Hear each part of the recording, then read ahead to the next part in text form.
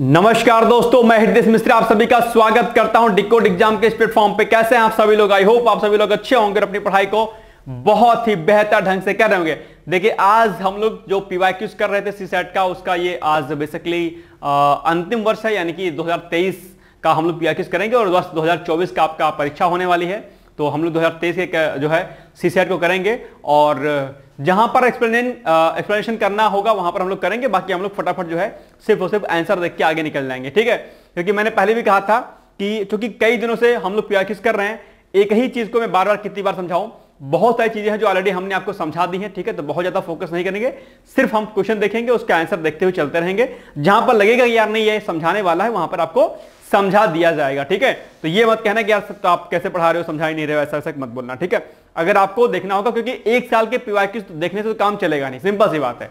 तो जब से कराया है तब से लेकर के अब तक कर लेना, सारी चीजें आपको वहां पर एक ही जगह पर समझ में आ जाएंगी। क्योंकि सीसेट को हम लोग दो पार्ट में बेसिकली कर रहे हैं, ठीक है, दो पार्ट में। अब दो पार्ट में कर रहे हैं तो सिंपल सी बात है कि अगर 1 घंटे का तो यही हो जाता है हमारा वीडियो, दूसरा पार्ट भी लगभग 30-35 मिनट का होगा मैथ का, जो सीएम सर कराएंगे।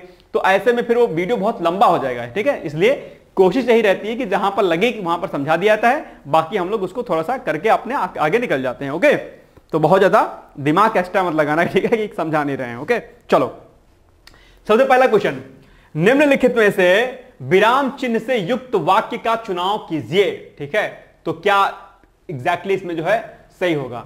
सुनो, सुनो वह गा रही है, या फिर राम लक्ष्मण और शत्रुघ्न पधारे हैं, पधारे है लिखा है, नहीं होगा।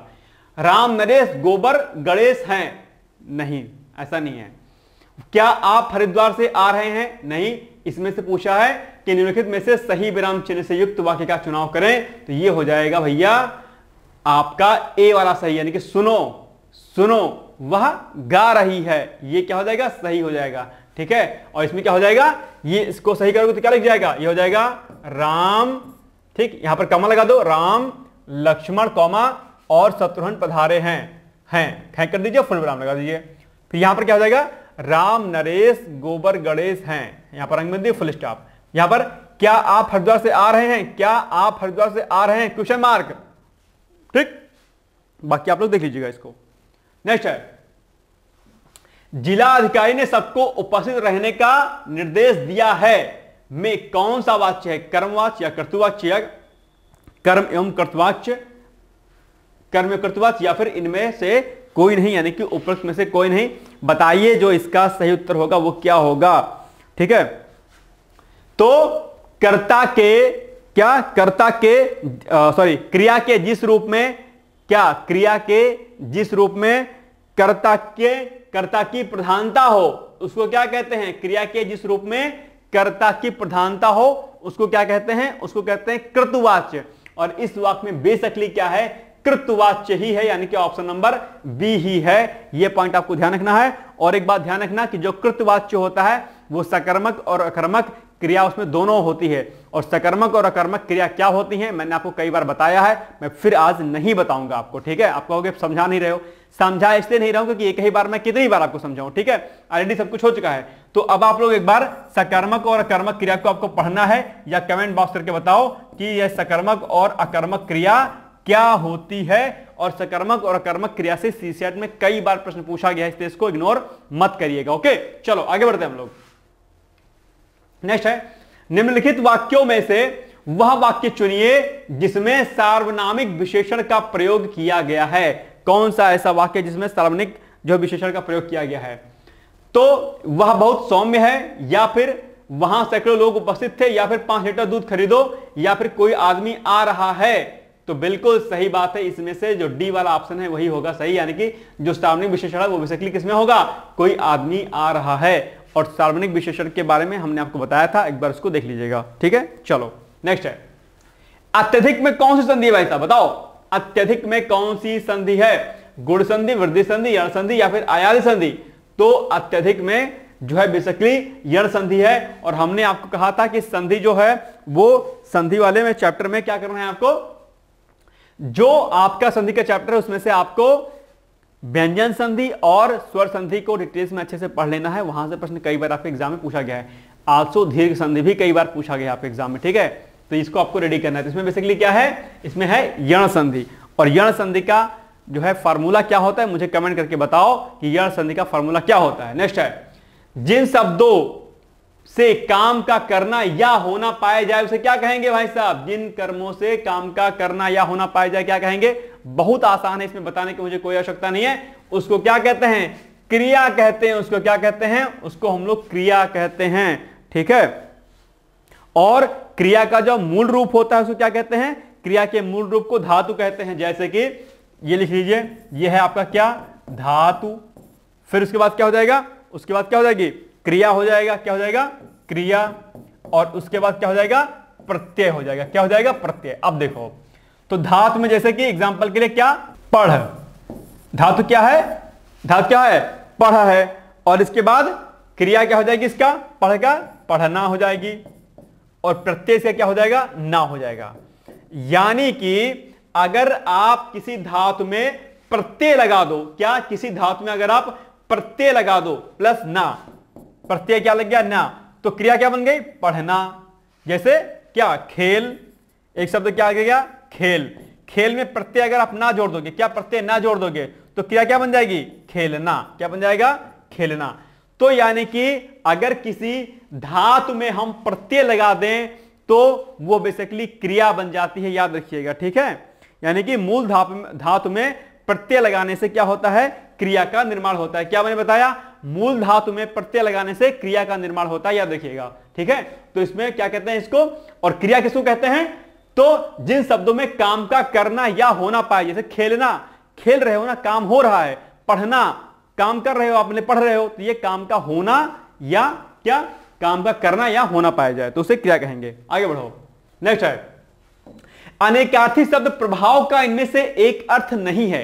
कौन सा है इसका प्रभाव का अर्थ नहीं है, सामर्थ्य, महिमा, विग्रह या दबाव। तो बेसिकली जो ऑप्शन नंबर सी आप देख पा रहे होंगे वो क्या है, सी वाला जो ऑप्शन है वो प्रभाव का अर्थ नहीं है, बाकी सामर्थ्य, महिमा और दबाव हैं प्रभाव के अर्थ, ठीक है, याद देखिएगा। नेक्स्ट है, इनमें से विलोम शब्दों का सही युग्म आपको चयन करना है। बताओ, क्या अस्थावर का चंचल होता है, नहीं होता है। और ये तो यूपी पीसीएस का फेवरेट है भैया, अस्थावर। अस्थावर का विलोम क्या होगा, जंगम। क्या होगा अस्थावर का विलोम, जंगम। और अभी जो इस आपका आरओ का एग्जाम हुआ था उसमें जो है जो सीरीज सी थी या शायद बी थी, उसमें पहला ही विलोम शब्द यही था, स्थावर, ठीक है। स्थावर का क्या होगा, जंगम, ठीक है। और ये बहुत फेवरेट है स्थावर का जंगम, कई बार आपके एग्जाम में पूछा गया है, तो इसको याद रखिएगा। और सीसैट में भी ये प्रश्न आपके कई बार पूछा गया है, ठीक है। अब बताओ, आकुंचन का प्रसारण होता है, बिल्कुल सही है, लिखा है इनमें से विलोम शब्दों का सही युग्म आपको ढूंढना है। तो आकुंचन का प्रसारण होता है, आकुंचन मतलब सिकुड़ना और प्रसारण का मतलब फैलना, ठीक है, तो सही एकदम। अल्पज्ञ का क्या होगा, अल्पज्ञ का क्या हो जाएगा भैया जी विलोम, मुझे कमेंट करके बताओ। बहुत आसान है, मुझे आपका उत्तर आपसे चाहिए, अल्पज्ञ का विलोम क्या हो जाएगा। और उन्मुख का सन्मुख का, सन्मुख का उन्मुख लिखा है, बताओ क्या ये सही है क्या गलत है, मतलब गलत तो है ही है, तो इसका भी आप मुझे बताओ। इसका तो हमने आपको बता दिया, ये दोनों आपको बताना है कि सन्मुख का या उन्मुख का और सन्मुख में से क्या होगा सही एग्जैक्ट। और ये आकुंचन का प्रसारण तो होता ही होता है, ओके।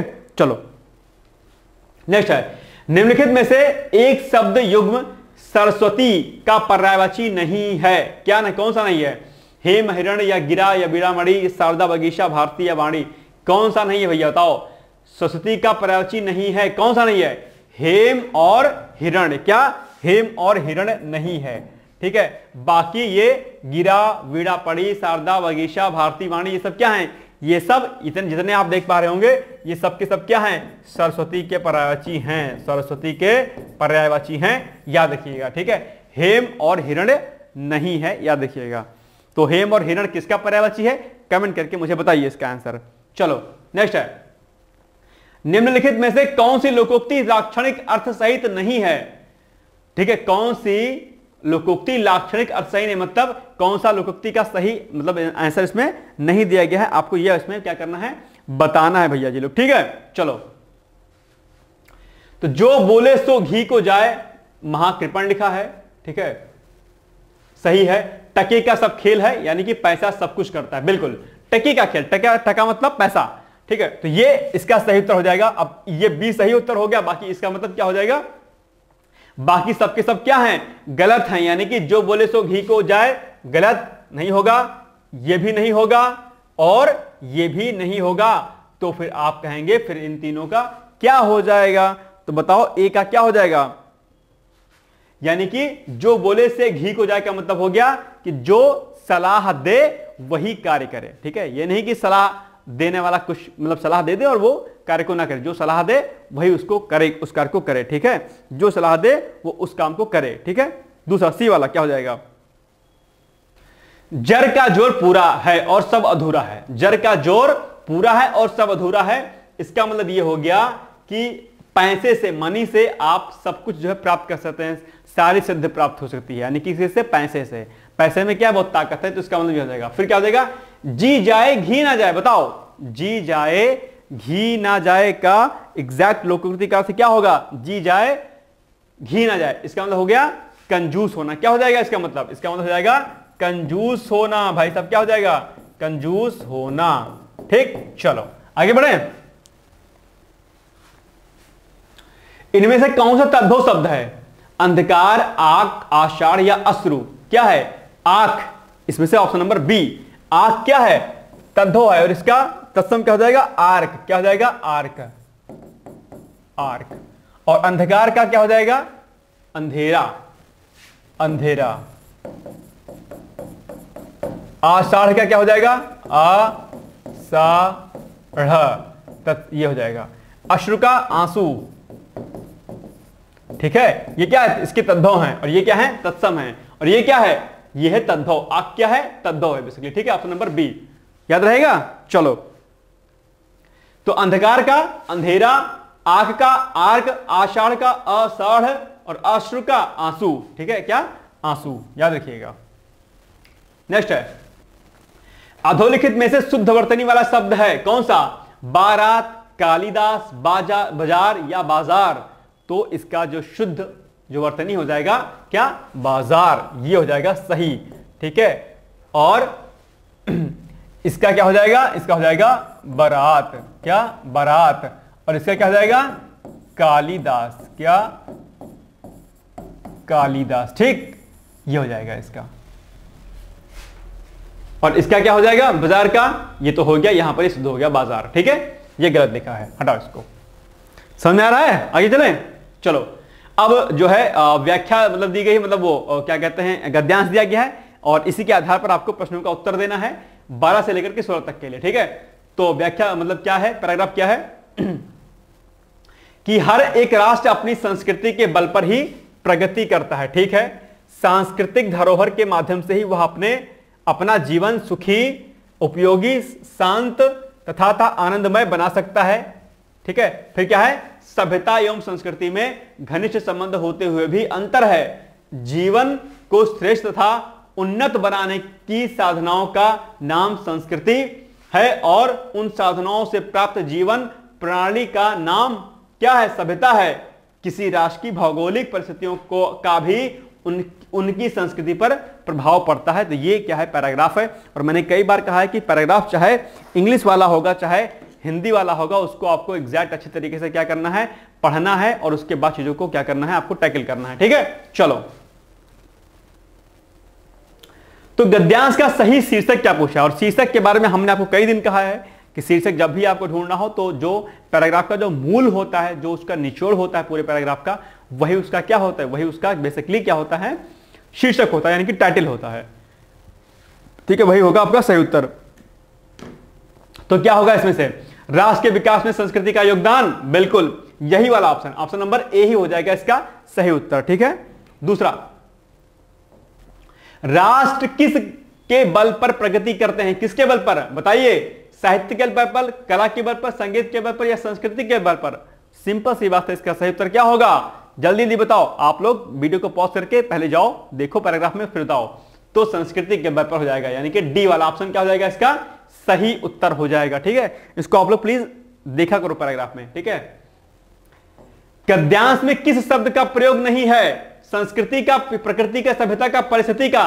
तो अब आप पूरे गद्यांश को पढ़ो और गद्यांश में से देखो कि इनमें से कौन सा ऐसा शब्द है जिसका इस्तेमाल वहां पर नहीं किया गया है। तो आप नोटिस करोगे तो प्रकृति जो लिखा है, यानी कि ऑप्शन नंबर जो बी लिखा है, ये प्रकृति, इसका जो है बेसिकली उपयोग, यानी कि इसका इस शब्द का इस्तेमाल पूरे पैराग्राफ में कहीं भी नहीं किया गया है। ठीक है, याद रखना।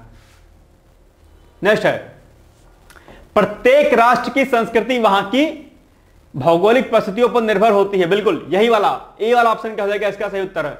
ठीक है, अब जैसे मैं प्रश्न पढ़ा करूं तो आप मेरे ऑप्शन को देखने से पहले आप पहले पैराग्राफ को पढ़ो, फिर देखो कि क्या उसका उत्तर बता पाते हो या नहीं बता पाते हो, फिर मैं तो आंसर यहां पे बता ही देता हूं। ठीक है, उसके अकॉर्डिंग आप लोग देख सकते हो। ठीक है, चलो नेक्स्ट है, सभ्यता और संस्कृति में केवल घनिष्ठ संबंध है, केवल अंतर है, कोई संबंध नहीं है, या घनिष्ठ संबंध होते हुए भी अंतर है। बिल्कुल यही वाला उत्तर होगा सही, डी वाला, घनिष्ठ संबंध होते हुए भी क्या है, अंतर है, ये वाला इसका राइट आंसर हो जाएगा। ठीक, डी वाला। ठीक, निकालो इसको आगे, चलो बढ़ते हैं। द्विरुक्ति संबंधी अशुभ शब्द नहीं है, तो अच्छी संगति या आपकी भवदिया या गजराज हाथी या अच्छा सद्वेग, देखो ये तीनों नहीं सही है, मतलब ठीक है, इसमें जो शुद्ध है वही है, क्या है, अच्छी संगति, गजराज आपकी भवदिया, क्या ये सही है आपकी भवदिया, नहीं। ठीक है, तो ये नहीं सही है, मतलब सी नहीं सही है, गजराज हाथी ठीक है गलत है, अच्छा सदुपयोग बिल्कुल गलत ही लगा, देख पढ़ने में गलत लग रहा है। तो ये द्विरुक्ति संबंधी जो अशुद्धि शब्द जो नहीं है वो है अच्छी संगति में, यानी कि इसमें बेसिकली दो शब्दों में क्या है, अशुद्धियां नहीं है, ठीक ढंग से क्या है, ये प्रॉपर तरीके से शाब्दिक मेल हो रहा है यहाँ पे, इसका शब्दों का मेल। नेक्स्ट है, लोधांती इनमें से किस बोली की उपभाषा के अंतर्गत आती है, तो जो लोधांती है वो बुंदेली में आती है, बुंदेलखंड की भाषा के अंतर्गत आती है, और बुंदेलखंड के बारे में आप लोग निश्चित तौर पर जो है परिचित होंगे, बुंदेलखंड के एरिया के बारे में। ठीक है, चलो, और बुंदेलखंड में अभी करंट अफेयर्स के पॉइंट जानो कि वहां पर क्या हुआ है, वहां पर एक्सप्रेस वे जो है बनाया जा रहा है, उस एक्सप्रेस वे का नाम क्या है, और वो एक्सप्रेस वे कहां कहां से होकर गुजरेगा, अगर आपको पता है तो इसको जो है आप बताइए कमेंट करके, या फिर आप उसको करंट के पॉइंट ऑफ व्यू से उसको रेडी कर लीजिएगा, इंपॉर्टेंट है आपके लिए। ठीक है, चलो आगे बढ़ते हैं। अवधि किस अपभ्रंश से विकसित हुई है भाई साहब, तो अवधि विकसित हुई है सौरसैनी से, अर्धगामी से, मागधी से, इनमें से कोई नहीं। देखो सौरसैनी के बारे में हमने आपको बताया था शायद लास्ट क्लास में ही, अर्धमागधी के बारे में बताया था, और मागधी अपभ्रंश के बारे में बताया था आपको अगर याद होगा। तो ये बेसिकली जो अवधि है ये अर्धमागधी अपभ्रंश से जो है विकसित हुई है, और अर्धमागधी में क्या क्या आ जाएगा बताओ मुझे, अर्धमागधी अपभ्रंश में और क्या क्या आ जाएगा ये मुझे बताओ। इसमें आ जाएगा अवधि, आ जाएगा क्या, अवधि, फिर बघेली और छत्तीसगढ़ी, क्या छत्तीसगढ़ी आ जाएगा। ठीक है, याद रखने लेना इसको, आप लोग पूछ सकते हैं आपके एग्जाम में। ठीक है, ये 2024 में 2022 में प्रश्न पूछा गया था, 2023 में भी ये प्रश्न पूछा गया आपके। ठीक है, याद रखिएगा इसको, हो सकता है 24 वाले में पूछ ले, क्योंकि ट्रेंड बदलता रहता है। चलो, निम्नलिखित में से शुद्ध वाक्य है, कौन सा शुद्ध वाक्य है, श्री कृष्ण के अनेकों नाम है, गलत है, श्री कृष्ण के अनेक नाम है, बिल्कुल सही, यही वाला शुद्ध हो जाएगा। छात्रों ने प्रधानमंत्री को अभिनंदन पत्र प्रदान किया, नहीं, छात्रों ने प्रधानमंत्री को अभिनंदन फिर डैश पत्र दिया, अभिनंदन पत्र क्या दिया हो जाएगा, अभिनंदन पत्र डैश लगाइए और अभिनंदन पत्र यहां पर हो जाएगा दिया। साहित्य और जीवन का घोर संबंध है, नहीं, साहित्य और जीवन का क्या है, यहां पर घनिष्ठ हो जाएगा, घनिष्ठ। और ये शब्द जो घनिष्ठ लिखा है ये कई बार पूछा जाता है कि क्या सही क्या गलत है, तो कई बार आपके एग्जाम में ऐसे लिखा गया है, लिखा रहेगा घनिष्ठ, तो घनिष्ठ नहीं होता है, ये होता है घनिष्ठ। ठीक है, ये भी आपके एग्जाम में पूछा गया शब्द, और श्री कृष्ण के अनेक नाम है, ये तो सही हो गया। ठीक है, तो दोनों को हमने यहां पर सही कर दिया। ठीक है, याद रखिएगा। अब शुद्धि अशुद्धि वाले जो है अक्सर आपके एग्जाम में प्रश्न पूछा जाता है, तो आप लोग इसको अच्छे तरीके से क्या करिएगा, रेडी करिएगा, ये नहीं कि बस बैठे रहो गोलगप्पे जैसे, इसको रेडी कर लिया करना। ठीक है, चलो आगे बढ़ते हैं। निम्नलिखित में से किस एक वाक्य के शब्द में व्यंजन वर्ण संबंधी अशुद्धि है, जमींदार के पास 2 सिपाही थे, ठीक है, उसे धोखा देकर लूट लिया। देखो पढ़ते ही लग रहा है कि गलत है। ठीक है, उसे, तो उसे नहीं होगा, क्या होगा, उसने होगा, क्या होगा, उसने होगा, यहां पर उसने धोखा देकर लूट लिया, ये सही है। ठीक है, बाकी तुम किस कक्षा में पढ़ते हो, सही है, लोग मजदूरों का शोषण करते हैं, बिल्कुल सही है। ठीक है, कोई दिक्कत नहीं यहां पर। नेक्स्ट है, निम्नलिखित में से कौन सा शब्द तत्सम नहीं है, और तद्धो और तत्सम के बारे में जानते होंगे। तद्धो तत्सम कई बार हमने आपको बताया भी है, आपके आरओ एआरओ की परीक्षा में भी तद्धो तत्सम से भरपूर प्रश्न आते हैं, यानी कि 10 क्वेश्चन आते हैं आपसे, ठीक है। तो तत्सम यानी कि जो बेसिकली क्या है, संस्कृत से मूल जो मूल शब्द होते हैं। तद्धो यानी कि जो कहीं ना कहीं जिसका क्या हो गया है, एक तरीके से जो अशुद्ध प्रकार का होता है या हिंदी का मतलब उससे अपभ्रंश से निकलता है, वो बेसिकली क्या होगा, तद्धो होगा। तो क्षुर क्या लिखा है, कौन सा शब्द तत्सम नहीं है? क्षुर, क्षेत्र, वानर या खार? तो भाई साहब इसमें से जो तत्सम इसमें खार नहीं है, ये क्या है, ये तद्धो है, इसका तत्सम क्या हो जाएगा, क्षार हो जाएगा। क्या हो जाएगा, क्षार। बाकी क्षुर ये सही है, इसका तद्धो खुर होता है, ठीक है। क्षेत्र का तद्धो क्या हो जाएगा, खेत होता है, ठीक है। और वानर का बंदर होता है, क्या, बंदर होता है, ठीक है। चलो याद रहेगा सब कुछ। यानी कि खार जो शब्द है ये क्या, तत्सम और तद्धो है, और इसका तत्सम क्या हो जाएगा, क्षार हो जाएगा। वानर तत्सम है, इसका तद्धो बंदर। क्षेत्र तत्सम है, इसका तद्धो खेत। क्षुर क्या है, तत्सम है, इसका तद्धो क्या हो जाएगा, खुर हो जाएगा। क्या हो जाएगा, खुर, ठीक है। क्या हो जाएगा, खुर हो जाएगा। बस समझ आ गई चीजें सारी, आगे बढ़ते हैं हम लोग। 23 नंबर, घोंघा बसंत मुहावरे का अर्थ है, क्या हो जाएगा? तो घोंघा बसंत मुहावरे का अर्थ क्या हो जाएगा, मूर्ख हो जाएगा। बहुत आसान है, आप लोग कई बार इसको पढ़ते होंगे, ठीक है। मूर्ख हो जाएगा, घोंघा बसंत। नेक्स्ट है, गंगा का पर्यायवाची शब्द नहीं है, क्या नहीं है? तो गंगा का पर्यायवाची भाई साहब भागीरथ भी है, त्रिवगता भी है, रवितनया नहीं है, यानी कि ये रवितनया नहीं है। ये किसका पर्यायवाची है, ये है आपका यमुना का। किसका है, यमुना का पर्यायवाची है आपका, ठीक है। और देव नदी भी किसका है, गंगा नदी का है। समझ आ गया, आगे बढ़ो। अब यमुना के पर्यायवाची कौन कौन से होते हैं उसको नोट डाउन कर लो जगह। आगे बढ़ते हैं। विसर्ग का उच्चारण स्थान है, इसको उच्चारण कर लीजिएगा। उच्चारण लिखा है, उच्चारण बड़ा की मात्रा होगा, उच्चारण, ठीक है। तो क्या हो जाएगा, तो विसर्ग का जो उच्चारण स्थान होता है बेसिकली वो क्या होता है, कंठ होता है। क्या होता है, कंठ होता है। और होठ से क्या होते हैं, होठ में प, फ, ब, ठीक है, पावर जो किलो जो आते हैं वर्ण, ठीक है। तालव्य में क्या होगा और अनुनासिक में क्या होगा, मुझे बताओ। इसको हमने आपको कराया भी है प्रश्न, ठीक है। तो ओष्ठ में पावर बेसिकली आता है प, फ, यानी कि जो जिससे होठ जो है चिपके हों आपके, और कंठ का विसर्ग है। और ये प्रश्न लगातार दूसरी बार पूछा गया है, तो हो सकता है आपसे फिर से 24 में पूछ ले, इसलिए इसको आप क्या करिएगा, रेडी कर लीजिएगा। आधी पढ़ लेना कि होष्ठ, तालव्य और अनुनासिक में कौन कौन से वर्ग आते हैं, कौन कौन से वर्ण आते हैं, ठीक है। इसको तैयार कर लेना, ये आपका काम है। आगे बढ़े।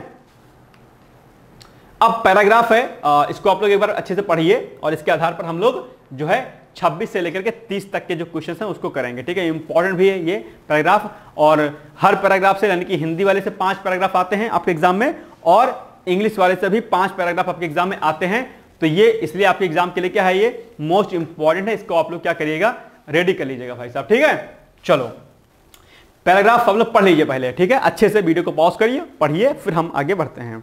उसके आधार पर हम लोग आंसर को देखेंगे। तो मैं आंसर बताऊंगा, बाकी आप लोग जो है पैराग्राफ के माध्यम से अपने आंसर को देखते रहिएगा। चलो, और उत्तर कहां से कहां देना है, 26 से लेकर के 30 तक आपके प्रश्न, यानी कि 5 प्रश्न। This passage could most probability be a part of, क्या हो जाएगा, be part of a speech. Option number C is the right answer, ठीक है। फटाफट आप लोग देखते रहिएगा इसको।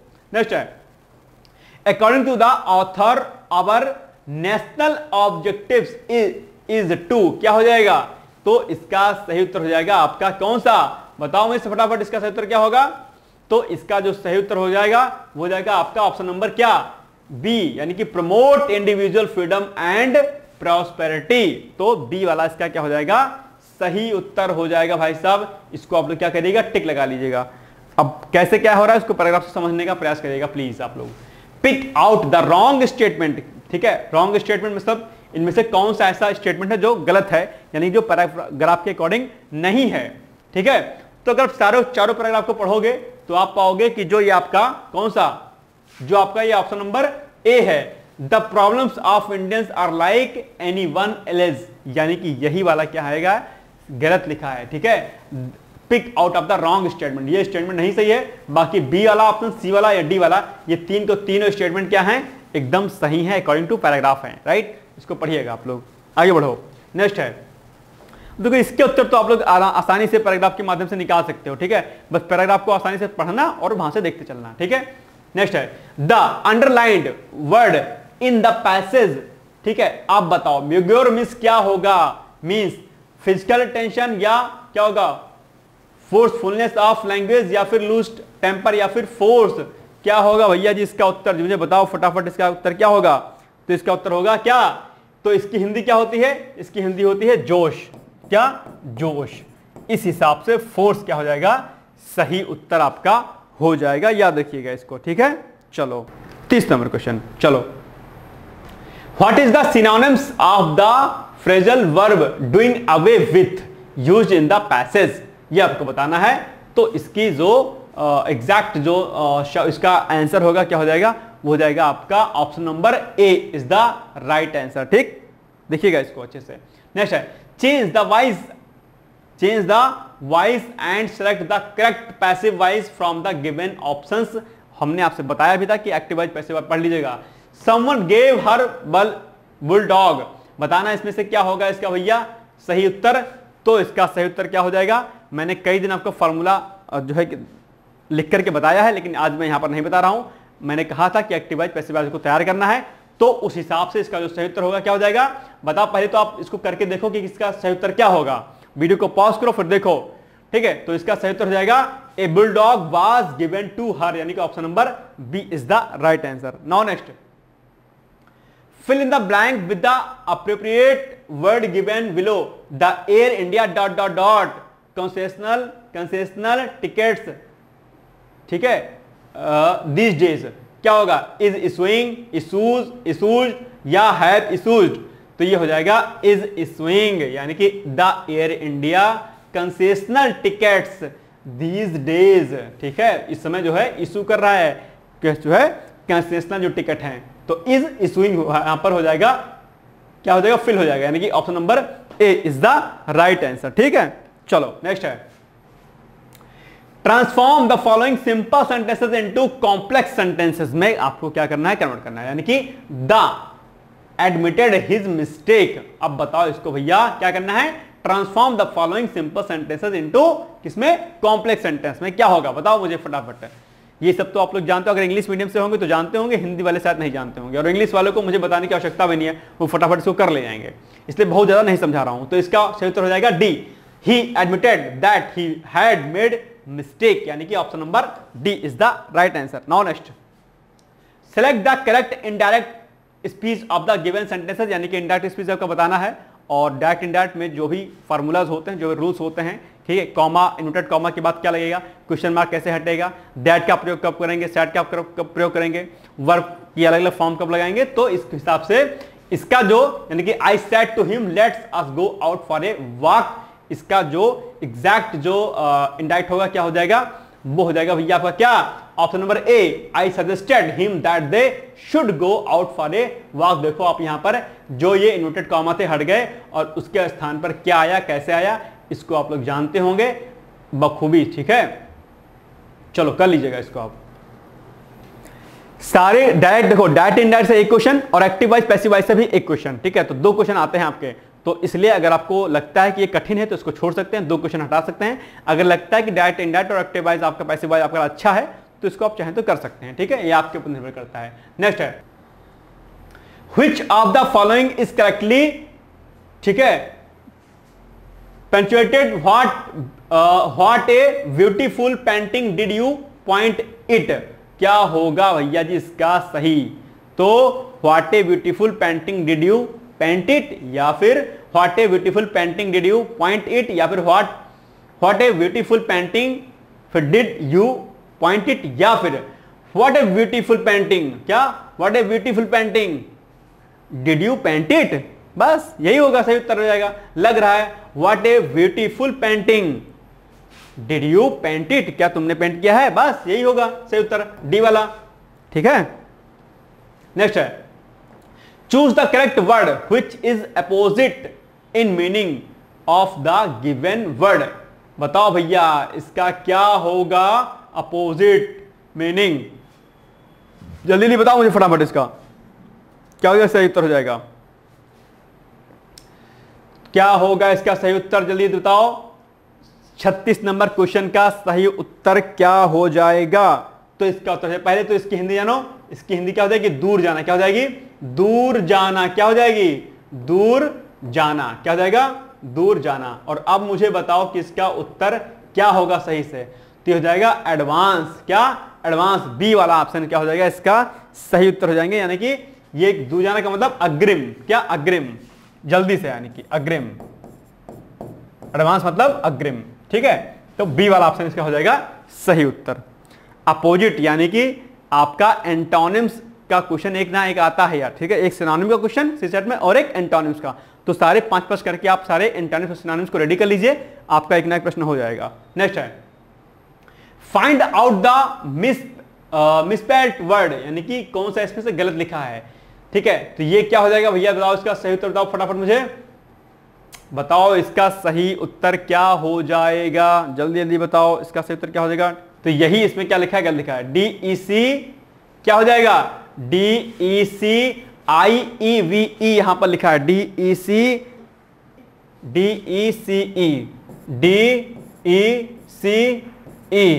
ठीक, तो DECE और फिर क्या हो जाएगा? DECEIVE क्या हो जाएगा? IVE। ठीक है, DECIEVE यही क्या हो जाएगा इसका सही उत्तर। और विलीव का मतलब जानते होंगे, विलीव है आपके कि नहीं आपके पर्सन के विश्वास। रीजन, ठीक है, ये भी आप जानते होंगे, है ना। रीजन मतलब एक कोई खास क्या क्षेत्र रहेगा आपका। और इसकी हिंदी क्या होती है मुझे बताओ कमेंट बॉक्स में, जो है कि इसकी हिंदी क्या होती है। ठीक है, चलो बाकी विलीव की इंग्लिश सही लिखी है, रीजन की भी इंग्लिश क्या लिखी है, मतलब स्पेलिंग क्या लिखी है, सही लिखी है। चले आगे। नेक्स्ट है choose the correct one which best expresses the meaning of the phrase of the underlined words, यानी कि आपको इसका फ्रेज बताना है। I am like a cog in the wheel of this company. क्या होगा इसका सही अर्थ? इसका सही अर्थ होगा अनइम्पॉर्टेंट पर्सन। क्या? An unimportant person. इसकी क्या हो जाएगी? इसका सही अर्थ ये हो जाएगा एन अनइम्पॉर्टेंट पर्सन। ठीक है, मतलब इंपॉर्टेंट पर्सन क्या है? नहीं है उस कंपनी में। नेक्स्ट है 39 choose the correct word which expresses the meaning of the underlined word of the sentences given below. Deepak has क्या? Deepak has penchant for the fine poetry. ठीक है, तो डिजायर या बायस या लाइकिंग या क्या ट्रेनिंग, तो ये हो जाएगा भैया क्या? लाइकिंग। दीपक हैज ये क्या? पेंचेंट फॉर फाइन पोएट्री, या हो जाएगा लाइकिंग। ठीक है, क्या? लाइकिंग। यानी क्या इसकी हिंदी क्या होगी बताओ मुझे?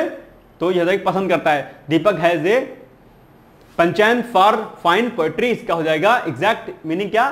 सी वाला क्या हो जाएगा? लाइकिंग। चलो कंसीडर द फॉलोइंग स्टेटमेंट। क्या? Consider the following statement and choose the correct option. The dash is used to indicate an abrupt stop for change of thought या to resume a scattered subject। क्या होगा इसका सही उत्तर? Only one, only second, both first and second, या neither first और second, यानी कि ना तो एक ना तो दो। तो इसका सही उत्तर होगा बोथ, यानी कि first and second is right answer, यानी कि ये भी सही है और ये भी सही है। ठीक है, आगे बढ़ो। नेक्स्ट है अभिकथन। ठीक है, क्या हो गया?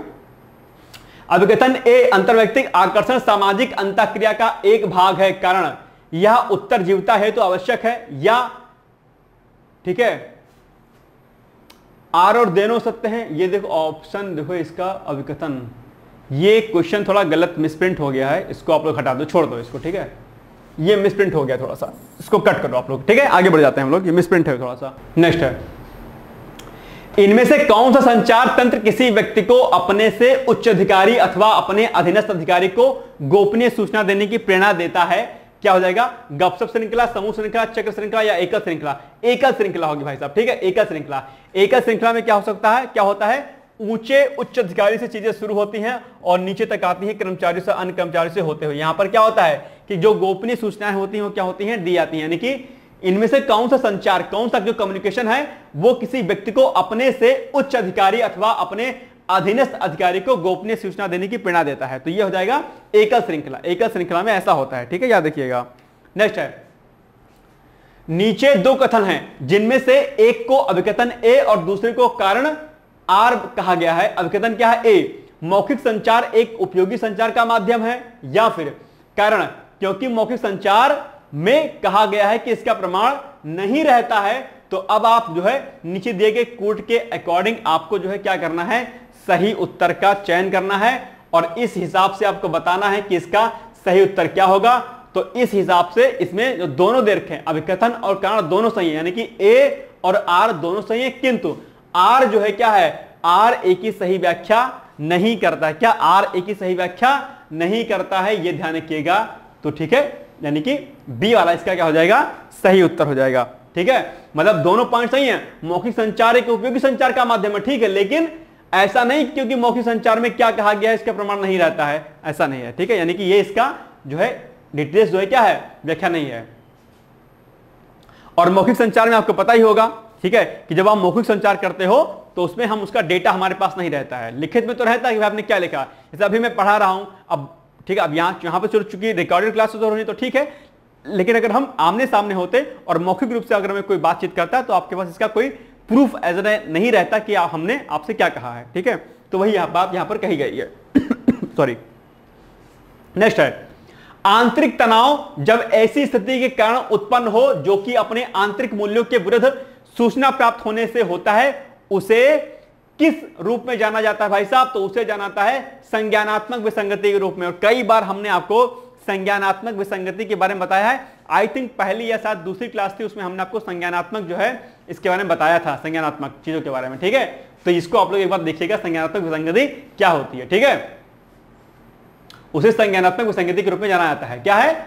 आंतरिक तनाव। ठीक है, ध्यान रखिएगा, आंतरिक तनाव जब ऐसी स्थिति कारण उत्पन्न हो जो कि अपने आंतरिक मूल्यों के विरुद्ध सूचना प्राप्त होने से होता है, यानी कि आपको कुछ ऐसा सूचना मिले जो आपके अंदर की चीजें हैं उसके क्या है, उसके अंगेंस्ट में होती हैं। क्या? अंगेंस्ट में।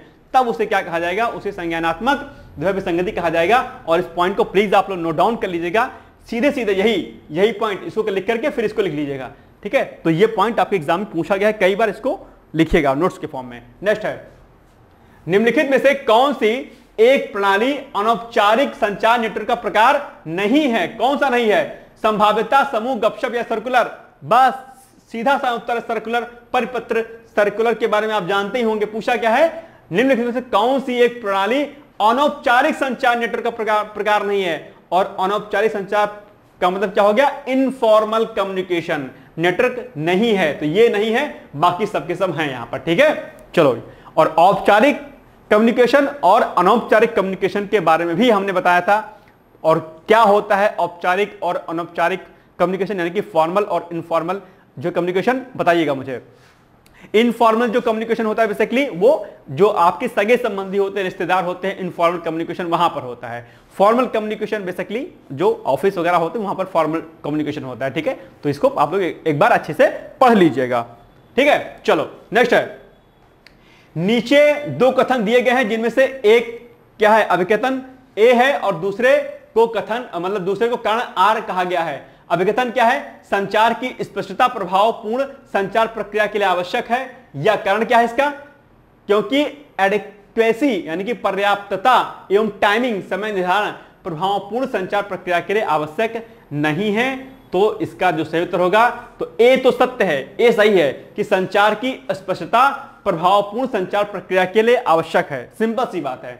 ठीक है, क्योंकि जब तक कम्युनिकेशन स्पष्ट नहीं होगा तब तक जो है पूरा का पूरा संचार प्रक्रिया भी कंप्लीट नहीं होगी। लेकिन फिर क्या है, क्योंकि ये जो कारण दिया है ये गलत लिखा है, ये नहीं होगा, यानी कि ऑप्शन नंबर सी, ए सत्य है किंतु आर क्या है, गलत है। ठीक है, चलो नेक्स्ट है, निम्नलिखित विकल्पों में से किसी एक विकल्प को चुनिए जो अफवाह को सुलझाने का तरीका नहीं हो। मतलब कोई अफवाह फैल गई हो और वहां पर एक ऐसा तरीका लिखा है जो कि अफवाह फैलाने का तरीका नहीं हो। तो तथ्य उपलब्ध कराना, कारणों को कम करना, विश्वसनीय स्रोतों का प्रयोग या फिर समुदाय के नेताओं से तथ्य छिपाना, यही होगा। क्या लिखा था कि निम्नलिखित विकल्पों में से किसी एक विकल्प को चुनिए जो अफवाह को सुलझाने का तरीका नहीं है। अगर कोई अफवाह फैल गई है, ठीक है, उसको सुलझाया जाए। कैसे सुलझाया जाए? तो आप तथ्य को उपलब्ध करा सकते हो, तो तथ्य जो है, जो क्या कहते हैं, जो प्रॉब्लम होगी आपकी, जो अफवाह होगी वो शॉर्ट आउट हो जाएगी। अगर आप कारणों को कम कर दोगे तो भी अफवाह सॉल्व हो जाएगी।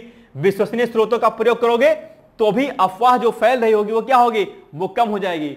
और लेकिन ये जो समुदाय के नेताओं से तथ्य छिपाना, अगर आप तथ्य को छिपाओगे तो सिंपल सी बात है, अफवाह वो खत्म होने के बजाय क्या होगी, बढ़ेगी। इसलिए डी वाला ऑप्शन क्या है, इसमें नहीं होगा। यानी कि समुदाय के नेताओं से तथ्य को आपको नहीं छिपाना है, तथ्य को सामने लाओगे तो अफवाह नहीं फैलेगी। फिर नेक्स्ट है समव्यवहार विश्लेषण सिद्धांत को मूलतः सर्वप्रथम किसने विकसित किया? Joseph Lipton, Eric Berne. बस यही सही हो जाएगा, बी एरिक बर्न इसका राइट आंसर हो जाएगा। और समव्यवहार विश्लेषण में क्या होता है, यदि आपके कोई जो है बेसिकली क्या होते हैं, जो सगे संबंधी रिश्तेदार होते हैं, उनके जो है संबंधों के बारे में क्या होती है, जानकारी प्राप्त की जाती है, उनका कंपैरिजन किया जाता है, जानकारी होगा। ठीक है, तो ये हो जाएगा B option, Eric Berne. Next है, और हाँ भाई साहब, ये जो संभाव्यता है ना, सॉरी समव्यवहार है, समव्यवहार और संभाव्यता, ये दोनों शब्द आपके सीसीआर में कई बार पूछे गए, दोनों शब्दों को अच्छे से कर लीजिएगा। नेक्स्ट है, निम्नलिखित में से कौन संचार में एक मनोवैज्ञानिक बाधा नहीं है?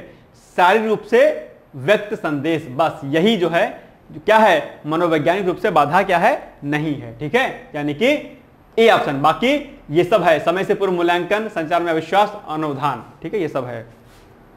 नेक्स्ट है, संचार मॉडल में विचारों को संदेश में डालने की प्रक्रिया को किस रूप में जाना जाता है? अनुनय यानी कि परसुएशन जिसको बोलते हैं, या संकेतीकरण, असंकेतीकरण, या हस्तक्षेप। तो बस भैया सिंपल सी बात है, एनकोडिंग, संकेतीकरण।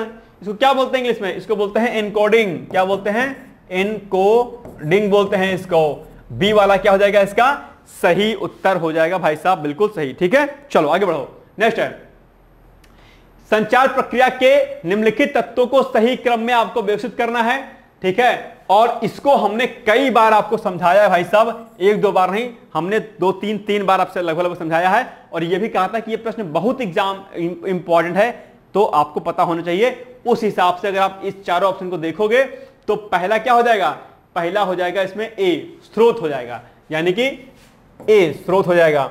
फिर क्या हो जाएगा इसमें से, फिर हो जाएगा चौथा, पहले फिर क्या हो जाएगा, तो चौथा हो जाएगा। फिर इसके बाद दूसरा, ठीक है, तो ये तीसरे नंबर पे हो जाएगा। फिर इसके बाद जो है क्या हो जाएगा, ये चौथा, ठीक है, फिर जो है पांचवा, ठीक है, और फिर जो है छठा, यानी कि प्रतिपुष्टि, यानी कि फीडबैक, ये हो जाएगा छठा। तो 1 4 2 3 6 5, यानी कि option number A is the right answer. इसको भाई साहब प्लीज नोट कर लो अपनी कॉपी में, बहुत महत्वपूर्ण है, ये आपके एग्जाम में कई बार पूछा गया। ठीक है, तो ये आप लोग क्या करिएगा, इसको रेडी कर लेगा, 1 4 2 3 6 5। ठीक है, कर लेना। ये क्रम वाइज कई बार पूछ लेता है कि इसके बाद क्या होगा, इसके बाद क्या होगा, क्रम से आपको पता होना चाहिए। नेक्स्ट है, निम्नलिखित में से कौन सा श्रवण का तत्व नहीं है? संवेदन, मूल्यांकन, प्रतिक्रिया करना, या अनुनय।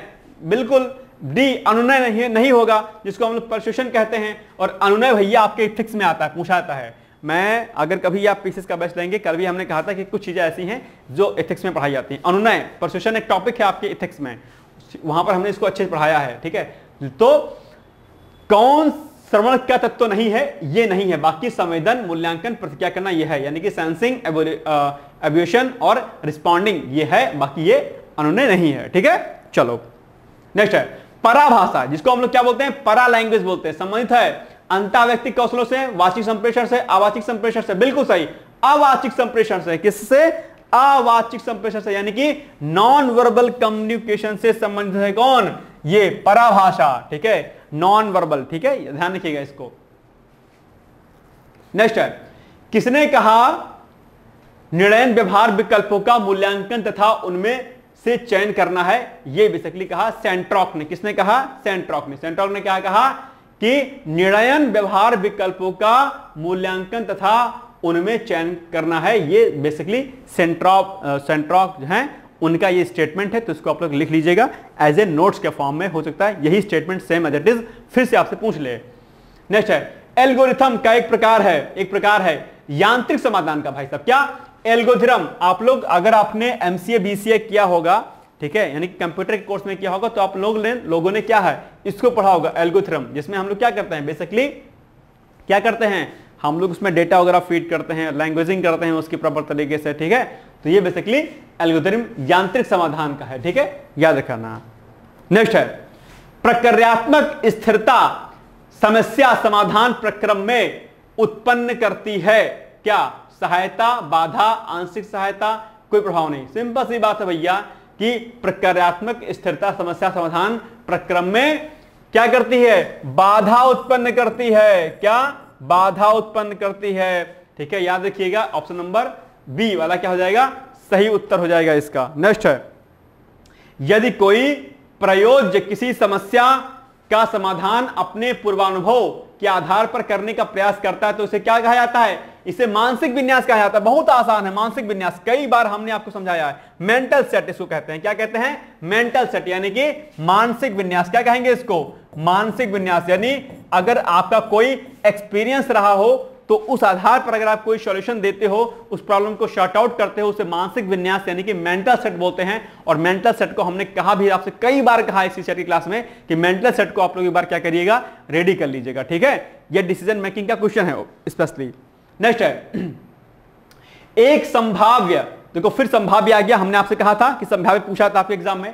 एक संभाव्य समाधान के लिए सफलता मिलने तक प्रयास करना क्या कहलाता है, प्रयास करना, प्रयास एवं त्रुटि कहा जाता है। क्या कहा जाता है, प्रयास एवं त्रुटि कहा जाता है। ऑप्शन नंबर सी हो जाएगा इसका सही उत्तर।